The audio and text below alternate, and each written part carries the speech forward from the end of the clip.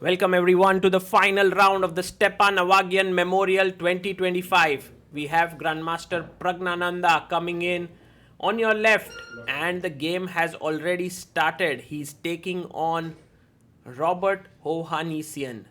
Robert Hovhannisyan, a very strong player from Armenia with an ELO of 2635. And Praggnanandhaa coming fresh from his performance at Superbet Chess Classic, which he won, and now playing the Stepan Avagyan Memorial in order to push his lead in the FIDE circuit. He's currently leading it, and now in this tournament, he's also leading it along with Arvind Chidambaram with 5.5 points out of 8. A very crucial final round. Pragg has the white pieces and he will be trying for the full point. He opens the game with 1 e4. And Robert responds back with the super solid e5. Pragg gets his knight out to f3. And now the knight comes to c6.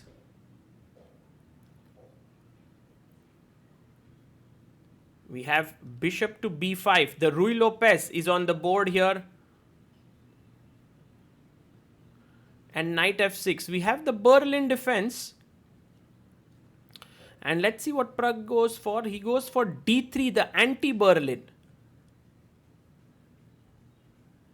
And now the bishop comes out to c5.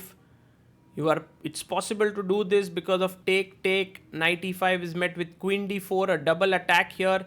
Pawn to h3 by Pragg. And this is a new idea, which is what has made Robert start thinking. Knight to d4 played, a fantastic move, because if you take here, I simply win a piece with knight takes b5. So you have to do something about your bishop here. Praggnanandhaa takes on d4. And I think here you take back with the bishop, keeping it open. He pushes his pawn to c3. The bishop will go back to b6 now. Yes, bishop comes back to b6. And now Praggnanandhaa pins the knight on g5, on f6 with his bishop on g5. And he's planning to maybe castle short later on. If he can get f4 and pressure, would be interesting. c6 played. Now this pin is strong because the bishop cannot go back to e7. He goes bishop c4. Can we hit it with d5 is the question.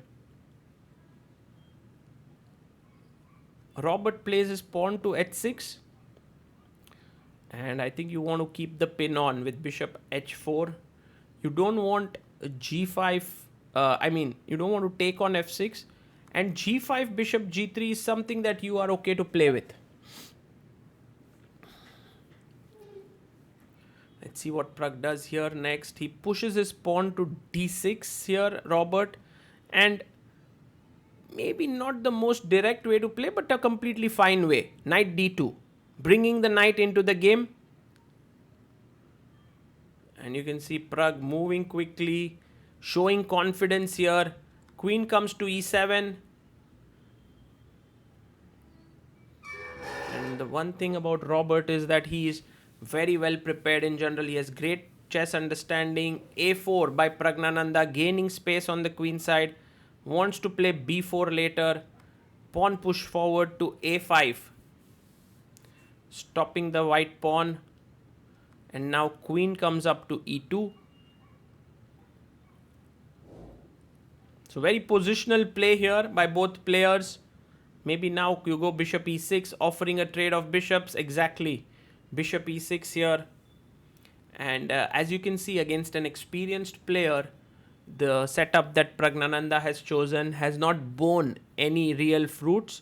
But rook d1, he took, look at this, he took 19 minutes for this move.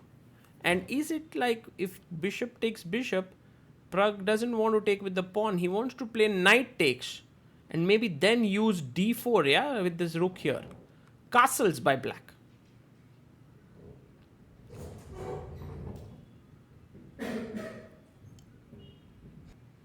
And Praggnanandhaa here also quickly castles it out.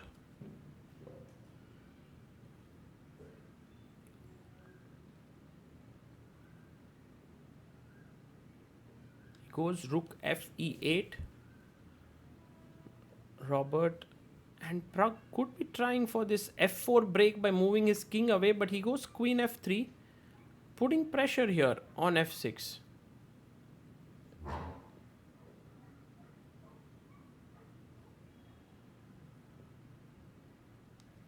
And now the bishop comes to d8. Oof, very interesting move by Robert. He might move the queen away and then put the bishop here, and it would then be defending his knight on f6. That's very interesting. Rook e1.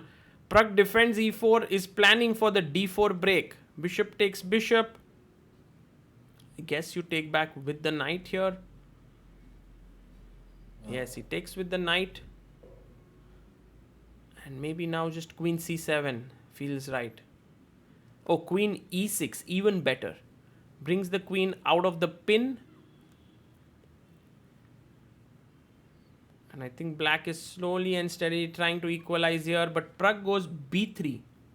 And the idea is clear. Pragg wants d4 break. He wants his knight to be defended. He wants his knight to be here, which is beautifully positioned. And Hovhannisyan plays knight d7. How do you beat a player who is playing so solidly like Robert? It's not at all easy. Pragg takes on d8. You must take back with the e rook. Taking with the a rook weakens the a5 pawn. So rook e takes d8, and now time for d4. Yes, so Pragg has a small edge now in the center. He has some more space.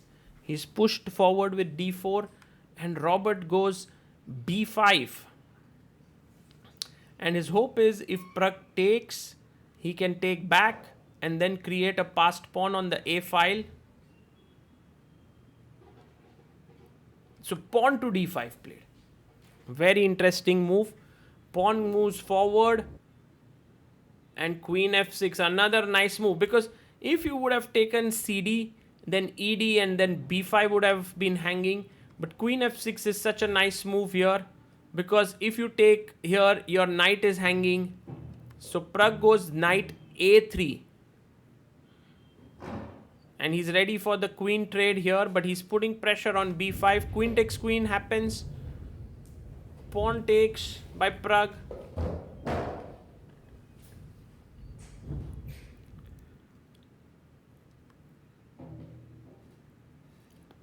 And now pawn takes pawn.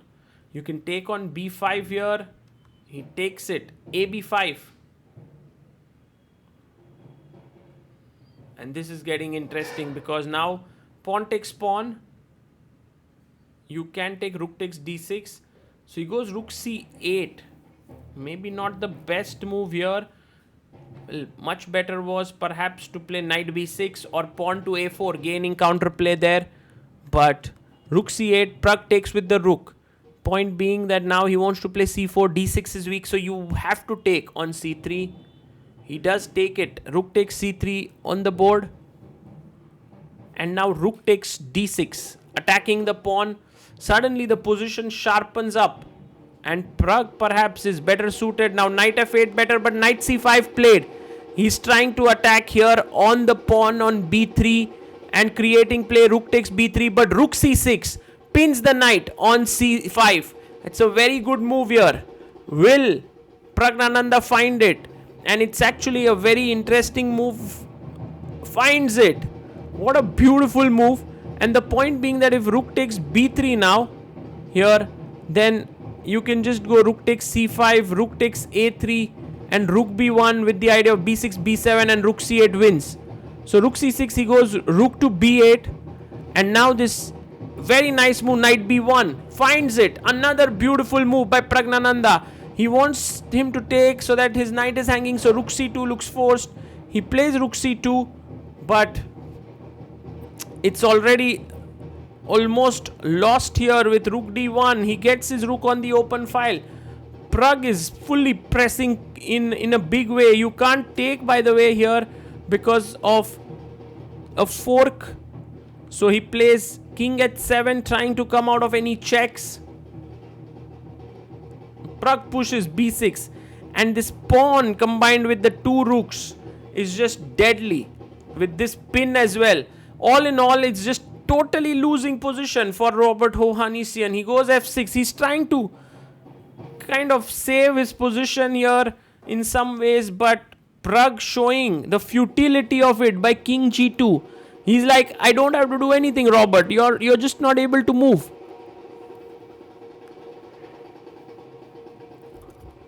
King comes to g6, and I think you can already start thinking about rook d5 to attack here, but maybe there's knight d3 and there's check and you can come out of it. So you have to be slightly careful after king g2. Also king g3, there's knight e4. So knight a3 played, attacking the rook. Rook has to come to c3. He goes rook a2.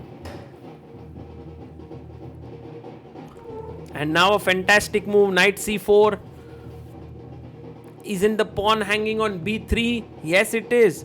But now comes knight takes pawn check, followed by knight d7, because the pawn is pinned on f6. Yes, he takes on e5. Pragg has 5 minutes 44 seconds. Robert Hovhannisyan has 5 minutes on the clock. Goes back king h7, and now knight d7 with the idea of b7 b8 is super strong. He does go knight d7. Rook to b7.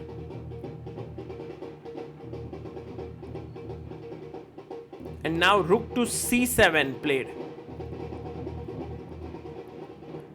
And he takes, pawn takes, and now rook c2 stops the pawn here.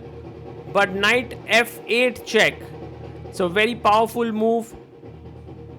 King g8. And now rook d8, so that if rook takes pawn, there's knight e6 check and you lose the rook. Otherwise you are queening here. What an amazing game. An impeccable game by Praggnanandhaa. He is totally winning here. He's reached move number 40. And Robert Hovhannisyan played really well out of the opening. But then Pragg outwitted him totally in the middle game. And he stops the clock and resigns. Pragg wins. He moves to 6.5. And there he is looking at the game of Arvind. Because if Arvind loses or draws, Pragg is the champion. But it turns out that Arvind also won his game. And so Pragg and Arvind both ended with 6.5 points out of 9. Joint winners. But in the end, on tie breaks, it was Praggnanandhaa who had to settle for second position. And it was Arvind who became the champion. Nonetheless, a beautiful game by Pragg, just flawless from the opening, and once he was presented with a chance, he put no foot wrong, and that's why he's one of the best players in the world of chess.